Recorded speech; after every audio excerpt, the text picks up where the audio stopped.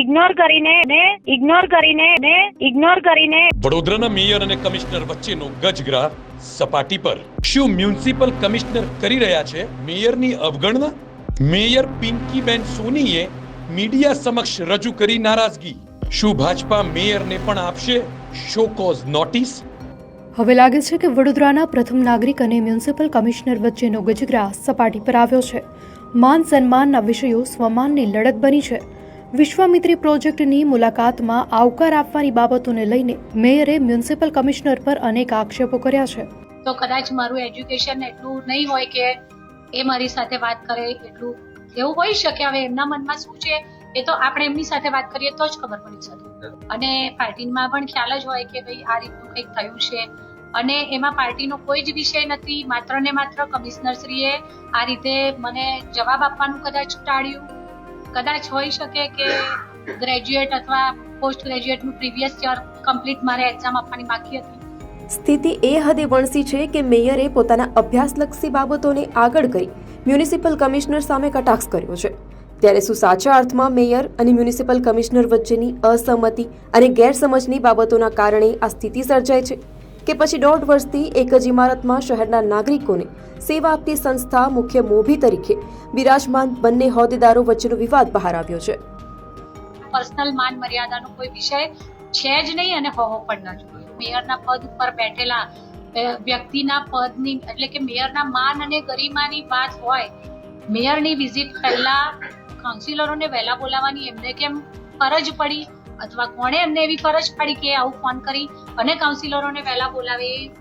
એ હવે એમની સાથે હું અધિકારી સાથે વાત કરું ત્યારે હું જેવી ગઈ સીધી હું કમિશનરશ્રી પાસે ગઈ, કેમ કે કમિશનરશ્રીને ત્યાં ઉપસ્થિત હતા તો અમે આ સંદર્ભની વાતચીત પણ કરી છે. ત્યારે હું જેવી એમની સાથે ગઈ અને ઊભી રહી છું, એમના દ્વારા મને એવું કહેવામાં આવ્યું કે ધાર્મિક ભાઈ છે, તમને વોટ્સઅપ કર્યો છે બેન, તમે જોઈ લો એટલે તમને આ આજની લેટેસ્ટ માહિતીની બધી અપડેટ મળી જાય. એટલે કદાચ એમને આ માહિતી મારી જોડે direct face to face share નહીં કરવી હોય.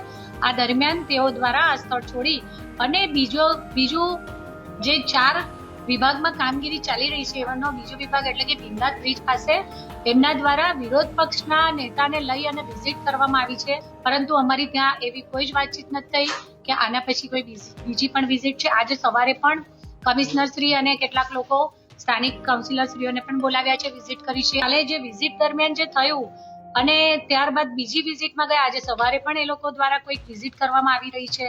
તો મને નથી ખબર પડતી કે આવી રીતનું કેમ આ વર્તન કરવામાં આવી રહ્યું. એ ખ્યાલ નથી આવતો કે ગઈકાલે જે પણ વર્તન કરવામાં આવ્યું એનું કારણ શું હોય છે કે કમિશનરશ્રી આવી ગયા છે, અમુક કોક ગોઠવી હતી. તો શહેરમાં પૂર આવ્યું ત્યારથી જ વડોદરાના સત્તાધીશો શહેરને બચાવવા નીકળ્યા હોય તેવા ઘણા મીડિયા અહેવાલોના દ્રશ્યો આપણે સૌએ નિહાળ્યા હશે. પરંતુ તેના નિવારણના પ્રયત્નોમાં વિશ્વામિત્રી પ્રોજેક્ટ વડોદરા માટે નાગરિકોની દુવિધાનો અંત લાવવાનો પ્રયાસ છે કે પછી પ્રોજેક્ટના નામે જસ લેવો અને ખ્યાતિ મેળવવાની રાજનીતિ?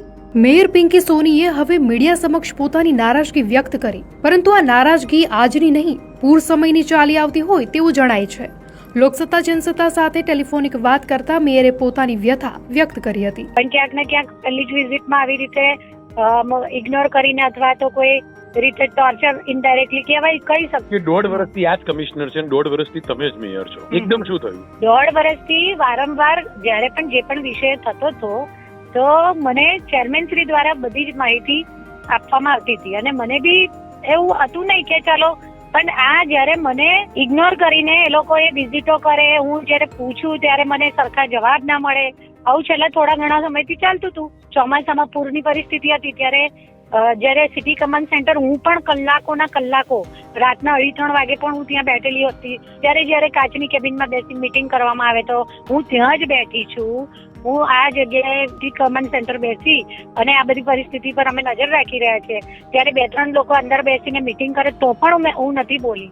કાલે હું ત્યાં ગઈ ને એટલે હું મેયર તરીકે નહીં, પણ ચલો પરિવારના જ છે ને, મને એવું કીધું હતું બેન તમે તમારા બેન જેવા છો.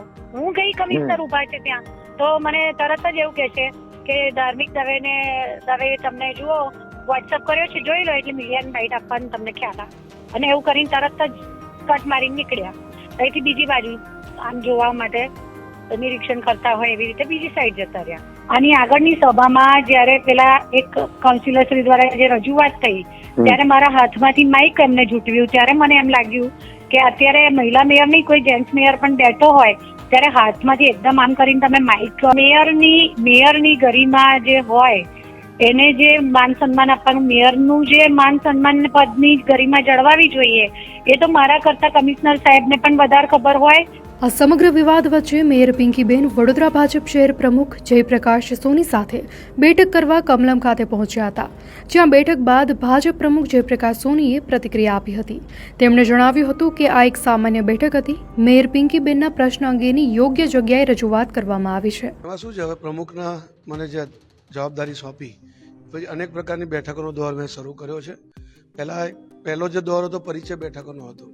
હવે બીજો જે દોર છે રચનાત્મક કામો આપણે કેવી રીતે કરી શકાય, કારણ કે વડોદરાને આપણે નવી ઊંચાઈ પર લઈ જવું છે. તો એક અત્યારથી જ આપણે એનું વિઝન ડોક્યુમેન્ટ બનાવવાનું, એનો વિચાર કરવાનો, એના માટે અનેક જે અધિકારીઓ, અલગ અલગ પ્રકારના પદાધિકારીઓ છે એમને બોલાવવાનો ક્રમ નક્કી કર્યો છે. ગઈકાલે એવી રીતે નગર પ્રાથમિક શિક્ષણ સમિતિના સભ્યોને બોલાયા હતા અને ખૂબ 1.5 કલાક સુધી સરસ ચર્ચા થઈ. ઘણા શિક્ષણને સુધારામાં લાવી શકીએ, શિક્ષણમાં એવા પ્રકારના રચનાત્મક વાતો પણ થઈ છે. એવી રીતે આજે પણ કોર્પોરેશનની અંદર આપણે રહીને કેટલું આપણે વધારે સારું પ્રજાનું કામ કરી શકીએ, જે પણ સમસ્યા હોય એનું સમાધાન કેવી રીતે લાવી શકીએ, એક રૂટીન બેઠક છે અને આવી અવારનવાર બેઠક બોલાવતો રહેવાનું છે. એવું એમની વાત છે અને એ ધ્યાનમાં પણ આવ્યું છે અને જે તે યોગ્ય જગ્યા પર એનું રજૂઆત કરવામાં આવેલી છે. એટલે જે પણ દેખાઈ રહ્યું છે મીડિયાને અથવા સમજાઈ રહ્યું છે એવું જે પણ હશે, આજે એટલા માટે જ્યારે મારી તો પહેલી વખત આવી રીતે પદાધિકારી સાથે બેઠક થઈ એની પણ થોડી ચર્ચા થઈ છે અને એવું માર્ગદર્શન આપ્યું છે કે આપણે એક સાથે મળીને જે મોદી સાહેબનું સૂત્ર છે સૌનો સાથ સૌનો વિકાસ, આપણે એ દિશામાં આગળ વધીએ એવી મારી રજૂઆત છે. એક તરફ મેયર પિંકી સોનીની નારાજગી મીડિયા અહેવાલ થકી તેમણે વ્યક્ત કરી છે, ત્યારે આવા વિષયમાં શિસ્તબદ્ધ ઓળખ ધરાવતી ભારતીય જનતા પાર્ટીના સંગઠન દ્વારા શું પગલાં લેવાશે તે જોવાનું મહત્વનું છે.